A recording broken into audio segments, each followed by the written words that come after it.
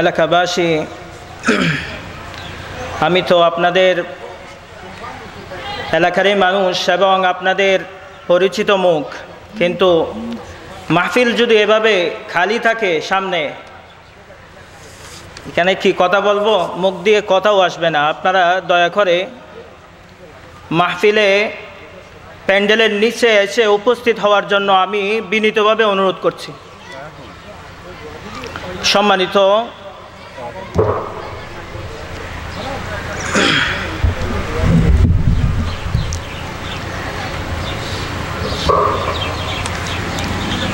সম্মানিত এলাকাবাসী, আমি আপনাদেরকে আবারও অনুরোধ করছি, আপনারা মাহফিলে এসে উপস্থিত হন।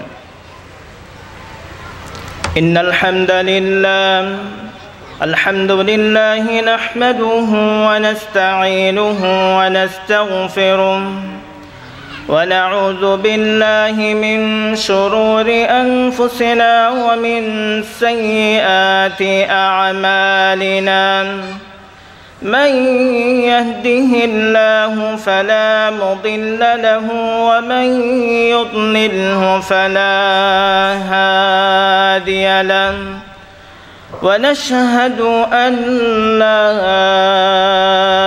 إله إلا الله وحده لا شريك له ونشهد أن سيدنا وحبيبنا ومولانا محمدا عبده ورسوله الذي أرسله بالحق بشيرا ونذيرا وداعيا إلى الله بإذنه وسراجا منيرا. أما بعد، فقد قال الله تعالى في كلامه المجيد والفرقانه الحميد: أعوذ بالله من الشيطان الرجيم. بسم الله الرحمن الرحيم. قل إن كنتم تحبون الله فاتبعوني يحببكم الله يحببكم الله ويغفر لكم ذنوبكم والله غفور رحيم. قال رسول الله صلى الله عليه وسلم: من أطاعني فقد أطاع الله ومن عصاني فقد عصى الله، أو كما قال عليه الصلاة والسلام. وقال تعالى في شان حبيبه مخبرا وآمرا: إن الله وملائكته يصلون على النبي يا أيها الذين آمنوا صلوا عليه وسلموا تسليما. اللهم صل على محمد وعلى آل محمد كما صليت على إبراهيم وعلى آل إبراهيم إنك حميد مجيد اللهم بارك على محمد وعلى آل محمد كما باركت على إبراهيم وعلى آل إبراهيم إنك حميد مجيد এই দরুদটা শুনলে আমাদের এদিকে পড়তে চাই না, বলে যেগুলা হুজুরের দরুদ, আবার বলে নামাজের দরুদ। একটু মহব্বতে বলুন, আল্লাহুম্মা সাল্লি আলা মুহাম্মাদ ওয়া আলা আলি মুহাম্মাদ কামা সাল্লাইতা আলা ইব্রাহিম ওয়া আলা আলি ইব্রাহিম ইন্নাকা হামিদুম মাজিদ اللهم بارك على محمد وعلى آل محمد كما باركت على إبراهيم وعلى آل إبراهيم إنك حميد مجيد صلى الله عليه وسلم صدق الله العلي العظيم وصدق رسوله النبي الحبيب الكريم ونحن على ذلك من الشاهدين والشاكرين والحمد لله رب العالمين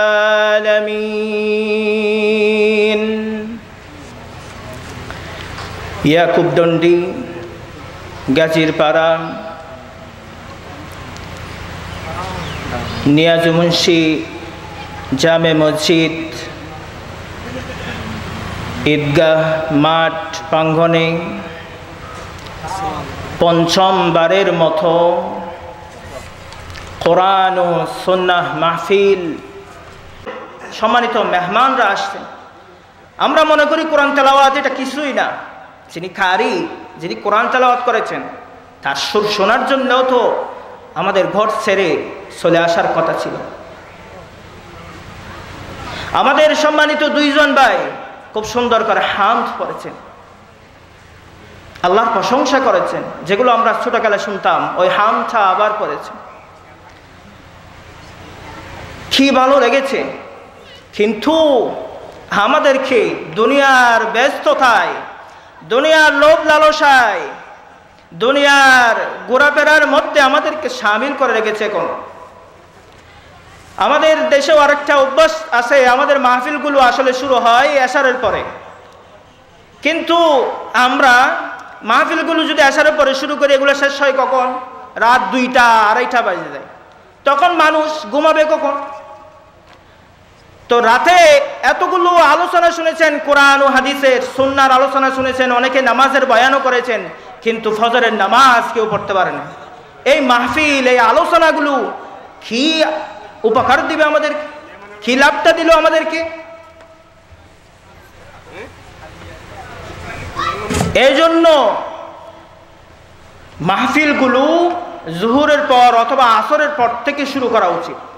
যেমন আমাদের কওমি মাদ্রাসাগুলো, যাদেরকে আপনারা ওয়াহাবি বলেন, আর কি বলেন যে কেন এরা দরুদ পড়ে না, এই যে দরুদটা বললাম আমরা, তাদেরকে আপনারা ওয়াহাবি বলেন।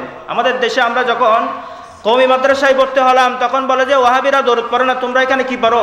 আমি গিয়ে দেখলাম ওরা আসরের পরে, শুক্রবার, আজকে যে শুক্রবার না, জুমাবার, আসরের পরে আমি সুলভবহর মাদ্রাসা থেকে আসরের পরে কোনোদিন, যত বছর ছিলাম, আমি আসরের পর কোনোদিন বের হতে পারি নাই জুমার দিন।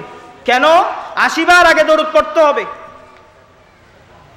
রাসূলের উপর আগে কয়বার দরুদ পড়তে হবে? 80 বার। তারপর সূর্য ডোবার 20 থেকে 30 মিনিট আগে থেকে দোয়া করতে হবে। এই আমলগুলো তাদের মধ্যে ছিল।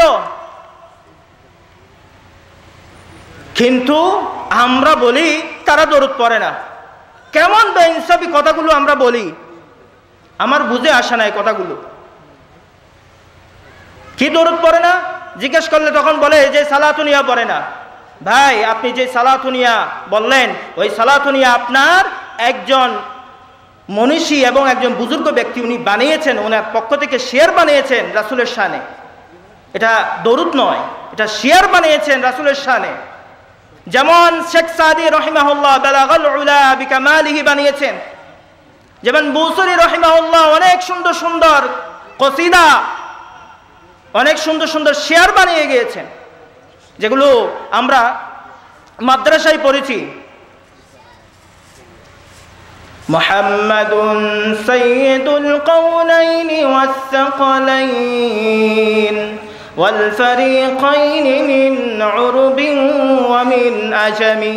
এগুলো বললে আপনার সালাতুনিয়া টান দেন, কিন্তু এগুলো বুসরি রহিমাহুল্লাহ রাসূলুল্লাহ সাল্লাল্লাহু আলাইহি ওয়াসাল্লামের শানে এগুলো লিখেছেন, লিখে গিয়েছেন।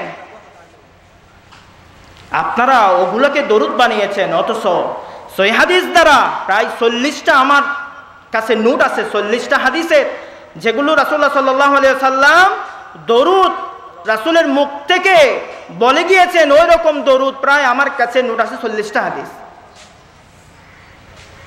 ওইখানে আমি সালাতুনিয়া তো পাই, কিন্তু হ্যাঁ অবশ্যই আমি পড়তে মানা করতেছি না, পড়েন, আপনার যদি ইচ্ছা হয় আপনি ওটার মধ্যে যদি আপনি শান্তি পান পড়েন, কিন্তু আপনি আরেকজনকে তহমত দিয়েন না যে ও কি পড়ে না, দরুদ পড়ে না। আপনি আরেকজনকে তহমত দিয়েন না, অপবাদ দিয়েন না মানুষকে। অনেকের গায়ে জ্বালা শুরু হয়ে যায় এগুলো বললে। অনেকেই এই রমাদানের সময় আমরা যখন কিয়ামুল লাইল করেছি, কয়েকজনকে বলে যে ওই আবু বকর সিদ্দিক জামে মসজিদ সামনে যারা নতুন আসেন ওইদিকে আছে, আমরা 30 দিন কিয়ামুল লাইল করেছি, যে বলে যে এখানে কেন যাও, এই যে এরা এদের কোরআন আলাদা। আমি বলেছি রেকর্ড করে নিয়ে যাও আমার কোরআন,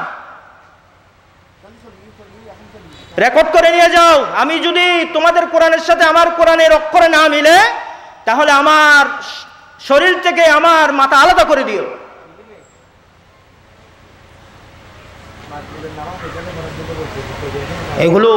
এগুলো বলে মানুষকে বিভ্রান্ত করে আর লাভ নাই। মানুষ এখন সচেতন, মানুষকে আর বিভ্রান্ত করা যাবে না। এই জন্য আমি সবসময় ওখানে বলতাম, আপনারা আমার কথাও বিশ্বাস করার দরকার নেই, আপনাদেরকে আমি হাদিসের নাম্বার সহ দিয়ে দিব, আপনারা পরে দেখেন, অথবা ঘরের মধ্যে কমপক্ষে রিয়াদুস সালিহিন এই কিতাবটা রাখেন, অথবা এই অ্যান্ড্রয়েড মোবাইলের মধ্যে এখন সব কিছু আছে, আশেপাশে জিনিসগুলো রাখেন। আপনি একটা অ্যাপ রাখেন, আল হাদিস অ্যাপটা রাখেন, আপনি কত সুন্দর করে এরা সাজিয়েছে আল হাদিস অ্যাপ, ওখান থেকে পড়েন, আপনি পরে দেখেন। তারপরও তুহমত কখন দিবেন না।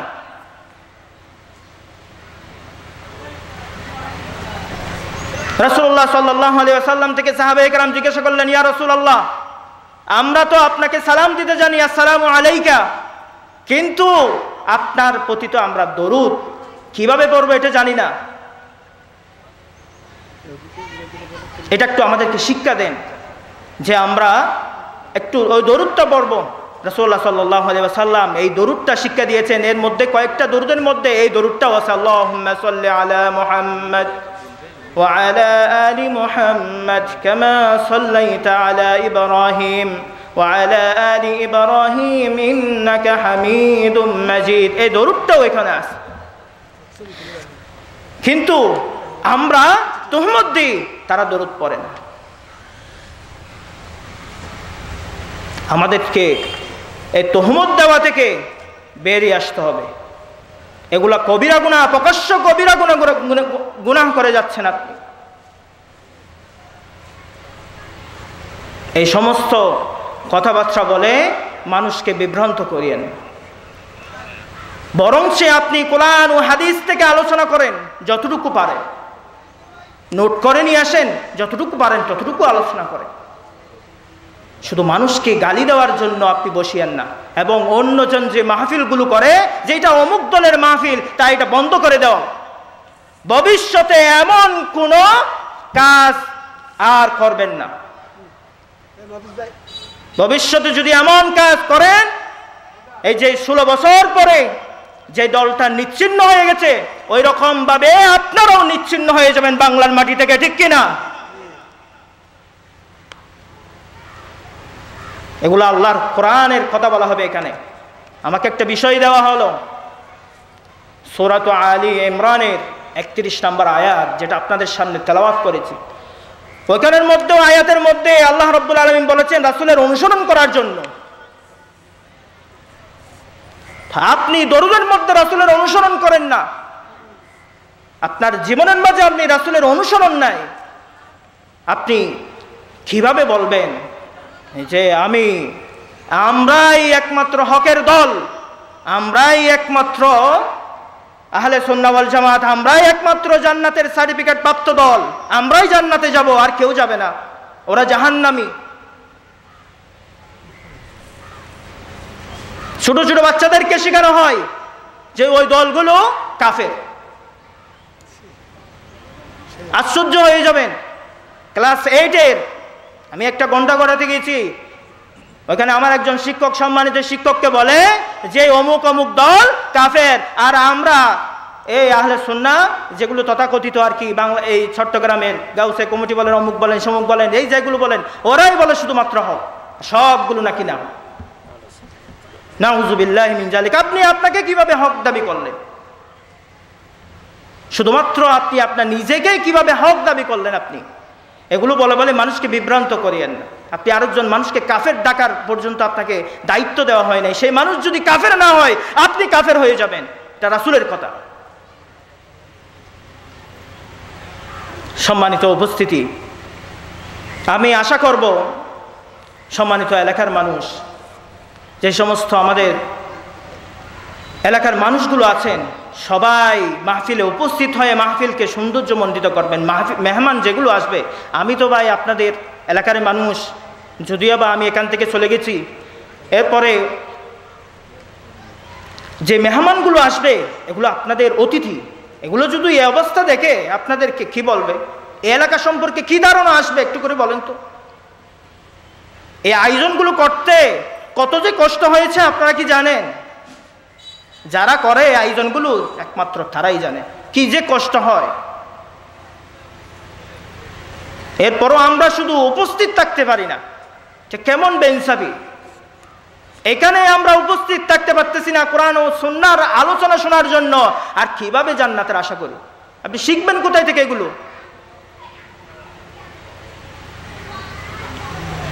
সম্মানিত উপস্থিতি, আমি সূরা আলী ইমরানের 31 নম্বর আয়াত আপনাদের সম্মুখে তেলাওয়াত করেছি যতটুকু সম্ভব। আসলে সময় খুব কম, আসরের পরে সময়টা একেবারেই কম, আর এই যে ভূমিকা বলতে বলতে বায়ান্ন হয়ে গেছে। আপনাদের যদি উপস্থিতিগুলো আরো ভালো থাকতো তাহলে ভূমিকা ছাড়া কিছু কথা বলতে পারত। তারপরও যতটুকু সম্ভব কয়েকটা কথা বলি। প্রথমে আমরা অনুবাদটা দেখি। আল্লাহ রাব্বুল আলামিন সূরা আলী ইমরানের 31 নম্বর আয়াতে বলছেন, প্রত্যেকেই এই আয়াতটা জানেন, একটু মুখে মুখে বলুন, কুল ইন কুনতুম তুহিব্বুনাল্লাহ ফাত্তাবিউনি ইউহিব্বুকুমুল্লাহ ওয়া ইয়াগফির লাকুম যুনুবাকুম আল্লাহু গফুরুর রহিম। কুল, আল্লাহ রাব্বুল আলামিন তার প্রিয় হাবিব সাল্লাল্লাহু আলাইহি ওয়াসাল্লামকে জানিয়ে দিচ্ছেন যে আপনি মানুষকে জানিয়ে দেন, ইন কুনতুম তুহিব্বুনাল্লাহ, তোমরা যদি আল্লাহকে ভালোবাসতে চাও, ফাত্তাবিউনি, তাহলে আমার অনুসরণ করো, ইউহিব্বুকুমুল্লাহ, তাহলে আল্লাহ রাব্বুল আলামিন তোমাদেরকে ভালোবাসবেন, ওয়া ইয়াগফির লাকুম যুনুবাকুম, এবং তোমাদের পাপসমূহ ক্ষমা করে দিবেন, আল্লাহু গফুরুর রহিম, আর আল্লাহ হলেন ক্ষমাশীল এবং পরম দয়ালু। সম্মানিত উপস্থিতি, এই আলোচনাটা, এই আয়াতটা অনেক শুনেছেন। এই আয়াতের মধ্যে একটু দেখেন আল্লাহ রাব্বুল আলামিন কি বলেন, ইন কুনতুম তুহিব্বুনাল্লাহ, যদি তোমরা আল্লাহকে ভালোবাসতে চাও। আমার সাথে একটু কথা বলবেন, কাকে ভালোবাসা? আল্লাহকে ভালোবাসা। আল্লাহকে যদি ভালোবাসতে চাই কি করতে হবে? ফাত্তাবিউনি, কার অনুসরণ করতে হবে? আল্লাহ রসুলের অনুসরণ করতে হবে। কার অনুসরণ করতে হবে? রাসূলের অনুসরণ করতে হবে। তাহলে কি হবে? ইউহিব্বুকুমুল্লাহ, আল্লাহ আমাদেরকে ভালোবাসবেন। সুবহানাল্লাহ। শুধু ভালোবাসা নয়, আল্লাহ রাব্বুল আলামিন শুধু ভালোবাসা কথাটা বললেও তো হয়ে যেত। এখানে বললেন ওয়ায়াগফির লাকুম যুনুবাকুম, তোমাদের যে সমস্ত পাপগুলো আছে, যে গুনাহগুলো আছে, ওগুলোও আমি ক্ষমা করে দেব। সুবহানাল্লাহ। এরপরের আয়াতে আবার আল্লাহ রাব্বুল আলামিন বলেন কুল আতিউল্লাহ ওয়ার রাসূল, তোমরা আল্লাহ এবং তার রাসূলের কি করো? আনুগত্য করো। আতিউ, আনুগত্য করো। ফাইন তাওয়াল্লাউ, যদি তোমরা মুখ ফিরিয়ে নাও, যদি তোমরা আনুগত্য না করো, ফাইন্নাল্লাহা লা ইউহিব্বুল কাফিরিন, তবে জেনে রাখো কাফেরকে আল্লাহ রাব্বুল আলামিন ভালোবাসেন না। লাস্টের আয়াতটা একটু করে দেখেন তো, লাস্টের অক্ষরগুলো, ফাইন্নাল্লাহা লা ইউহিব্বুল কাফিরিন, আল্লাহ কাদেরকে ভালোবাসেন না? কাফেরকে। কেন? যদি আপনি রাসূলের অনুসরণ করেন এবং আল্লাহর আনুগত্য করেন, তাহলে আপনি আল্লাহর ভালোবাসা পাবেন। আর যদি আপনি আনুগত্য না করেন, তাহলে আপনি আল্লাহর ভালোবাসাটাও পাইলেন না। এবং আল্লাহ রাব্বুল আলামিন জানিয়ে দিলেন আমি কোন কাফেরকে ভালোবাসি না। কি সাংঘাতিক কথা আল্লাহ রাব্বুল আলামিন এখানে বলে দিয়েছে। যারা রাসূলের অনুসরণ করবে না তারা নির্দ্বিধায় কাফের। কারণ আমাদের প্রতিটা হাঁটা চলা পদক্ষেপ থেকে, আমাদের ঘর থেকে শুরু করে আমাদের রাষ্ট্রীয় জীবন পর্যন্ত, আন্তর্জাতিক জীবন পর্যন্ত প্রতিটা জিনিস আমাদেরকে রাসূলের অনুসরণ করত। এখন কিছু কিছু বলে যে রাজনীতি ইসলামে নাই, আবার এটা আলাদা একটা জিনিস, এটা মোল্লারা পারবে না কখনো, মোল্লাদের দিয়ে কখনো হবে না। দিয়ে দেখেন মোল্লারা কি কি করতে পারে। আলেমদের কখনো দুর্নীতি পাবেন না ইনশাআল্লাহ।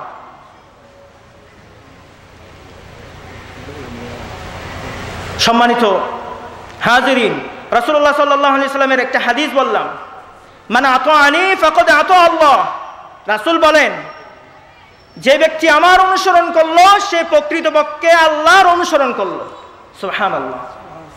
যে ব্যক্তি রাসূলের অনুসরণ করলো সে প্রকৃতপক্ষে আল্লাহর অনুসরণ করলো। ওমান আসানি, আর যে ব্যক্তি নাফরমানি করলো সে ব্যক্তি ফাকাদ আসাল্লাহ, সে আল্লাহরই নাফরমানি করলো। আল্লাহ আল্লাহ আল্লাহ রাব্বুল আলামিন আমাদেরকে হেফাজত করুন, আমিন। সম্মানিত হাজিরিন, সাহাবায়ে কেরাম রিদওয়ানুল্লাহি তাআলা আলাইহিম আজমাইন কিভাবে রাসূলুল্লাহ সাল্লাল্লাহু আলাইহি ওয়াসাল্লামের অনুসরণ করতেন তার একটা ঘটনা খাইবারের যুদ্ধের ঘটনা। খাইবারের যুদ্ধ চলছিল।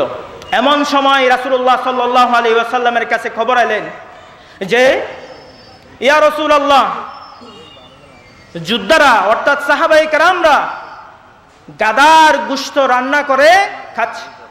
গাদার গোশত রান্না করতেছে। গাদা চিনেন তো?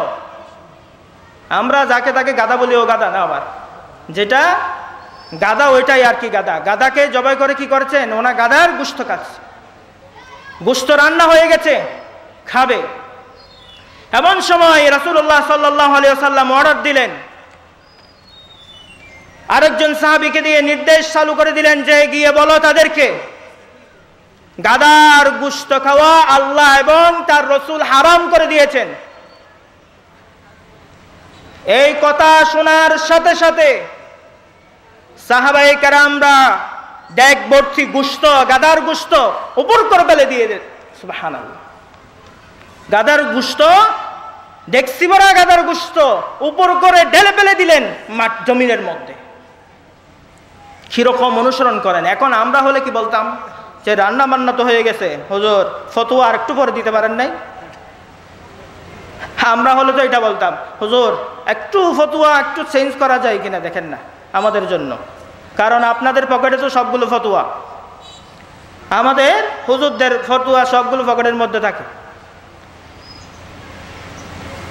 না। সাহাবায়ে কেরামরা এটা করেন নাই। কিরকম অনুসরণ করে দেখেন,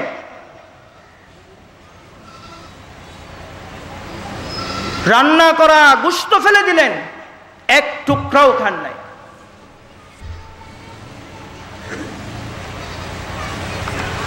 এরপর একটা ঘটনা,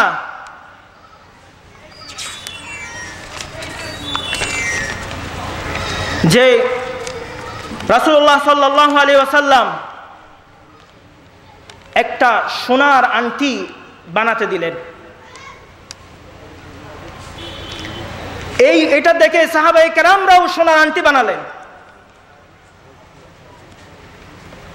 এরপর রাসূলুল্লাহ সাল্লাল্লাহু আলাইহি ওয়াসাল্লাম বললেন, আল্লাহর কসম করে বলছি আমি এই স্বর্ণের আংটি পরিধান করব না। এই বলে রাসূলুল্লাহ সাল্লাল্লাহু আলাইহি ওয়াসাল্লাম ফেলে দিলেন।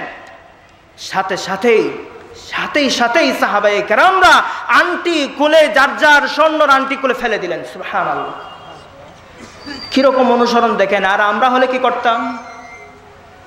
স্বর্ণের আংটিটা তুলে হুজুর একটু দোকানে বিক্রি করে দিয়ে আসি, তারপর টাকাটা পকেটে ঢুকাই। এরকম আরেকটা হাদিস দেখেন, রাসূলুল্লাহ সাল্লাল্লাহু আলাইহি সাল্লাম একজন সাহাবীর থেকে হাতের আংটিটা খুলে নিয়ে ফেলে দিলেন। ফেলে দেওয়ার পর রাসূল বললেন যে কেউ যদি, যারা আংটিগুলো করে ঘুরে তারা মূলত কি, যে আগুনের একটা টুকরা নিয়ে ঘুরে। স্বর্ণের আংটিগুলো যারা নিয়ে ঘুরে তারা হলো কি, স্বর্ণের যে আংটিগুলো পরিধান করে ওটা কি একটা আগুনের টুকরা পরিধান করে মূলত ওরা। যে কারো ইচ্ছা হলে সে আগুনের টুকরা নিয়ে ঘুরুক।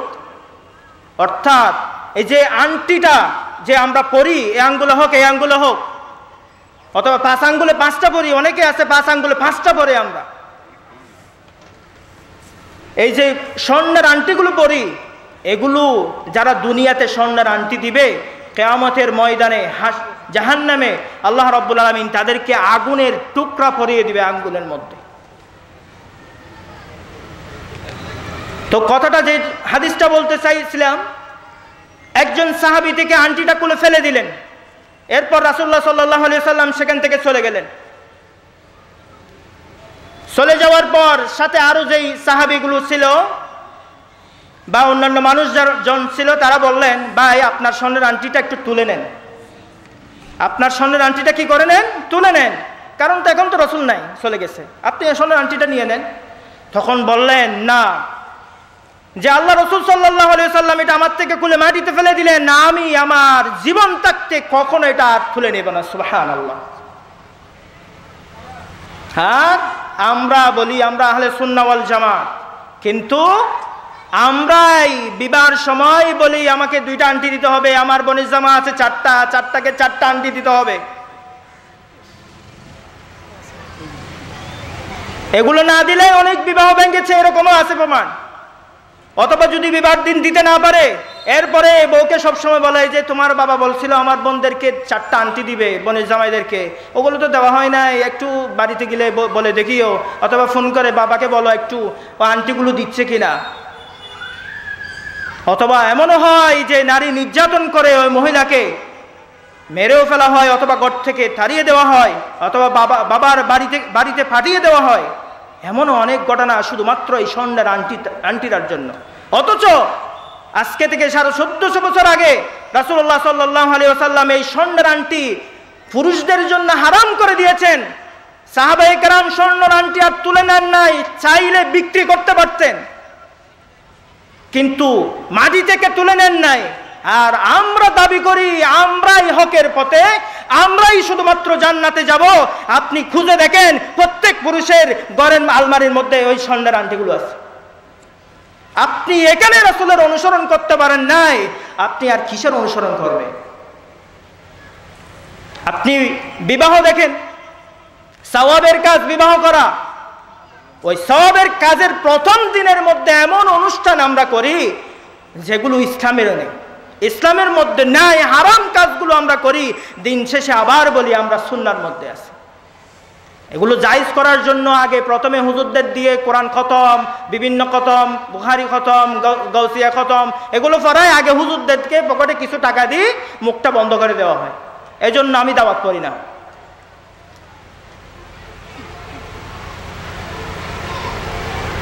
এই জন্য আমি এখানে যতদিন ছিলাম আপনাদের মসজিদ, আমি একদিনও একটা দাওয়াতও করি নাই। কেন? আপনিও 100 টাকা আমাকে দিবেন যে না, আপনি আমার মুখটা বন্ধ করে দিয়েছেন।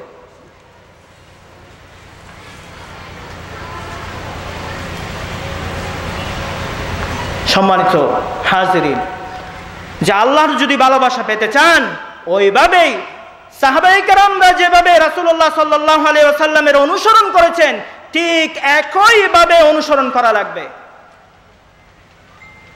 সমস্ত ইবাদত, সমস্ত কাজ, কারণ মুসলমানের সমস্ত কাজেই কি ইবাদত, মুসলমানের সমস্ত কাজ কি ইবাদত। তাহলে সমস্ত কাজেই তো রাসূলের অনুসরণ হওয়া দরকার। ওইখানে আবার অমুক নেতার আদর্শ পালন করব, ওইখানে শুধুমাত্র মসজিদে গিয়ে রাসূলের অনুসরণ করব, অথবা আল্লাহর অনুসরণ করব শুধুমাত্র মসজিদে গিয়ে অথবা মাহফিলে এসে, আর কোথাও রাসূলের অনুসরণ নাই, এটা তো হতে পারে না। একজন মুমিনের জীবন তো এরকম পার্থক্য বাক হতে পারে না। এরকম হলে তো আপনি পরিপূর্ণ ইমানদার হতে পারেন নাই, পরিপূর্ণ মুসলমান হতে পারেন নাই। ফালা তামুতুন্না ইল্লা ওয়া আনতুম মুসলিমুন, মুসলমান না হয়ে মৃত্যুবরণ করো না। আমরা এখন কি করি? মানুষ যাওয়ার একটু যাওয়ার যখন ওই যে গড়গড়া শুরু হয়, হুজুরকে ডেকে নিয়ে এসো তাড়াতাড়ি, কি করবো? তওবা করো, হুজুর একটু তওবা করো। এই তো বলতেও পারে না, কথাও বলতে পারে না, তখন এর তওবা করায়। তওবা কি হুজুরের? তওবা তো আপনি যখনই গুনাহ করেছেন, মুমিন বান্দা গুনাহ তো হবেই, মানুষ গুনাহ করেছেন, সাথে সাথে মাপ চেয়ে নেবেন, সাথে সাথে আরেকটা ভালো কাজ করে নেবেন। এটাই তো মুমিন বান্দার লক্ষণ। এখন আমাদের সমস্ত কাজগুলো ভিন্ন ভিন্ন, রাসূলের অনুসরণ বলতেই নাই আমাদের। তারপরও আমরা জোর দিয়ে বলি আমরা একমাত্র হকের দল, আমরা একমাত্র জান্নাতে যাব, বাকিরা সব কাফের।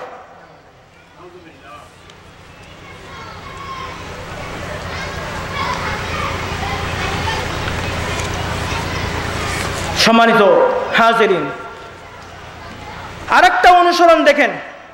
আব্দুল্লাহ ইবনে আমর রাদিয়াল্লাহু তাআলা আনহু, তিনি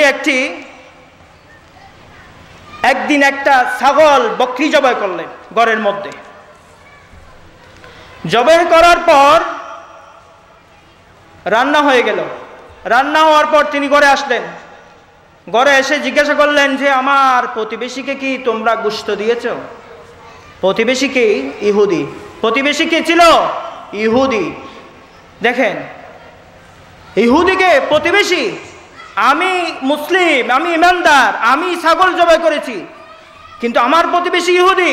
সাহাবী জিজ্ঞাসা করলেন আমার প্রতিবেশী ইহুদি, তাকে কি তোমরা গোশত দিয়েছো?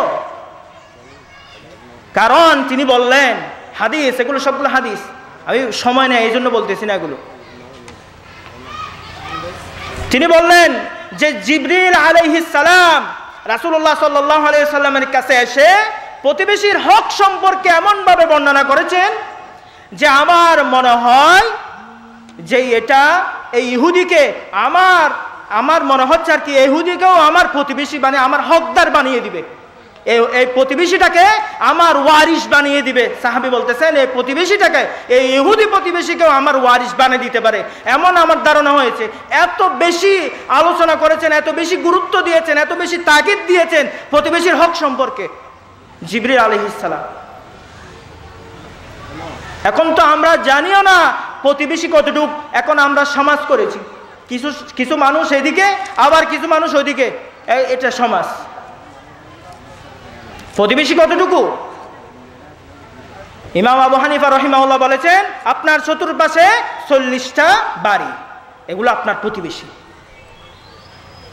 এগুলোর হক যদি আপনি আদায় করতে না পারেন, কিয়ামতের ময়দানে আপনি আল্লাহর আসামি হয়ে যাবেন। একজন সাহাবী ঘরের মধ্যে ছাগল জবাই করলেন আর গোশত পাঠাতে বললেন ইহুদির ঘরে। আর আমরা আমার প্রতিবেশী মুসলিম মুমিন, হয়তোবা ভিন্ন দলের হতে পারে অথবা কাছে একই দলের হতে পারে, তারপরেও আমরা কি করি, ওই যে প্রতিবেশী যেন আমার রাস্তা দিয়ে হাঁটাচলা করতে না পারে এই জন্য আমরা পানি ঢালে দিই, ময়লা ফেলে রাখি যেন প্রতিবেশী হাঁটতে না পারে, যেন প্রতিবেশী কষ্ট পায়। অথবা ঘরের মধ্যে এমন আচরণ করি, এমন কিছু ঘর আছে, এমন কিছু মানুষও আছে যে ওই যে এরকম ডেকসেটগুলো বলে আর কি, এগুলো ছেড়ে রাখি, আমরা গান ছেড়ে রাখি, গান ছেড়ে দিই। পাশেবর্তী অসুস্থ মানুষ থাকে, মুরব্বী থাকে, ছোট বাচ্চা থাকে, তাদের ঘুমের ডিস্টার্ব হয়ে যায়। এরপরও আমরা প্রতিবেশীর হকটা বুঝি না। আমরা এই প্রতিবেশীর হক থেকে আমরা গাফেল হয়ে গেছি। অথবা আমরা এমন গল্প করি রাত 2টা-1টা পর্যন্ত, আমার পাশে বেড়ার ঘর, আরেকজন 8টা প্রতিবেশীর ঘর, আমি এমন জোরে জোরে কথা বলতেছি আমার ঘরে, কারণ কালকে তো আমার কাজ নাই, কিন্তু ওই ঘরের প্রতিবেশীর ছোট বাচ্চাটা তো সকালে সকালে ফুরকানিয়াতে যাবে, সকালে সকালে মাদ্রাসায় যাবে, কিন্তু আপনি কি করলেন, রাত 2টা পর্যন্ত আপনি গল্প গুজব করলেন, ওই প্রতিবেশীর হকটা নষ্ট করলেন, ওই ছোট বাচ্চা, ওই পরিবারের আপনি ঘুমটা নষ্ট করলেন, রাতের ঘুম। আপনি না অনেক কোটিপতি, অনেক হাই কোয়ালিটির নেতা, আপনি 10টা বাজে উঠলেও সমস্যা নাই, কিন্তু ওর তো চাকরি করতে হবে, ওর তো সে তো আরেকজনের গোলামি করে, সে তো আরেকজনের কাজ করে, তার থেকে সেখানে গেলেই সে টাকা পাবে, তো আপনি তো তার রাতের ঘুমটাই শেষ করে দিলেন।